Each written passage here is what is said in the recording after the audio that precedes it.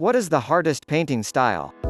What is the hardest painting style? A very common question, especially amongst those who are just starting out with painting.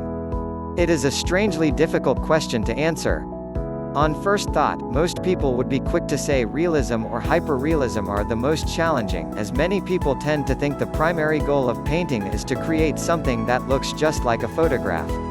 Personally, I think this is a silly question, but it does raise an interesting discussion. Every style of painting is challenging in different ways. I am timid to say one style of painting is more difficult than another, especially if I do not practice all styles. So let's go through some of the major styles and discuss the challenges of each. At the end I will give my modest thoughts and then we can discuss more in the comment section at the bottom. Realism. In realism, the subject is portrayed with great accuracy and detail. The challenge with realism is hitting a high level of accuracy without the painting appearing overly tight or refined. The first master that comes to mind when I think of realism is the great John Singer Sargent, though I believe there may be some argument he had a touch of an impressionistic style. He is most famous for his portraits, but his landscapes are equally skilled in my opinion. The interesting thing about Sargent's painting style is that whilst his paintings appear incredibly realistic and accurate, you can still see very visible strokes and broken colors in his paintings. He had a very painterly style, which resulted in the paintings appearing natural yet incredibly accurate. Hyperrealism and photorealism styles are extremely popular in the current environment due to the "wow, it looks just like a photograph" response it gets from people. These styles garner huge attention and praise from the public, but not necessarily other artists.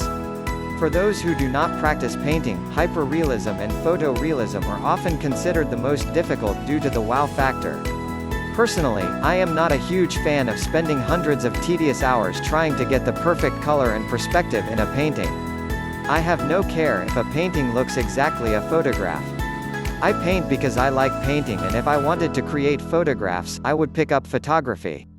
With that said, I do try as accurately as possible to capture the general colors, values and composition without getting bogged down in needless detail.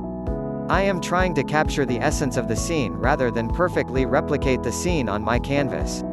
I am not questioning the skill of hyper and photo-realist painters. If anything, I admire the unbelievable accuracy and patience required. But you need to paint to your strengths and interests. Abstract.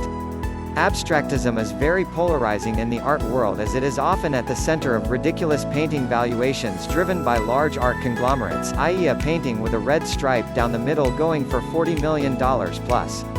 However, abstract art is also considered by some to be the most challenging due to the lack of rules and definitions. To me, abstract art is defined by the overall feel achieved by the painting, and I certainly appreciate the talent of those able to create great abstract art. However, it would be difficult to argue many of the abstract paintings are technically challenging, especially the very minimalist abstract paintings. At the peak, abstract painting can be extremely thought-provoking. Just look at some of the great Pablo Picasso's abstract works he created in the later part of his career. At worst, abstract painting can be nothing more than simplistic designs on canvas selling for exuberant prices on the basis it is something more than it really is. Impressionism. Impressionism is my personal favorite. Whenever I try to paint realism, I feel unsatisfied by the tedious detail which is required, and I slowly progress back into Impressionism. I love the challenge of merely capturing the essentials in a scene and ignoring the needless details. This can be a difficult task, as it is easy to simply miss the mark. Too much detail and you will have a confused and tight painting. Too little and you start verging into complete abstract territory. At best, Impressionism combines amazing use of color and value in beautiful harmony, without needless detail. At worst, Impressionism could be used as an excuse for sloppy technique. I certainly have been guilty of this in the past. The issue with Impressionism is it can be misunderstood by those who do not practice art, usually the same people who praise hyper and photo-realism. Even when the Impressionist movement started, it was met with great criticism by a community more accustomed to realist styles. However, most artists will appreciate the difficulty of Impressionism. The great Impressionists will use simple techniques to give just hints of form and movement which come together in beautiful harmony. Most of the work is left to the viewer's imagination. I want you to picture a stormy seascape that you want to paint. Most people will try to paint exactly what they see in the seascape.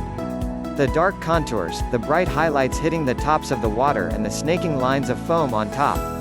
But what if instead you tried to create the feel and emotion of the stormy scene without care for the accurate visual portrayal of the scene? This, in my opinion, is very difficult to achieve. Most of the time you will end up with a mess of colors on the canvas with no real harmony. But if you get it right, then people will know what it is just from the overall feel of the painting and the subtle hints left behind. But if you look closely, it would not look exactly like the scene you have painted. Surrealism. Surrealism is really in a field of its own in terms of creativity. It is completely unbound and challenges conventional wisdom. Surrealism is not necessarily characterized by technical proficiency, but rather the aim is to be mentally challenging. With that being said, many of the famous surrealist painters were extremely talented in terms of painting technique, such as Salvador Dali. Does it matter? Nope.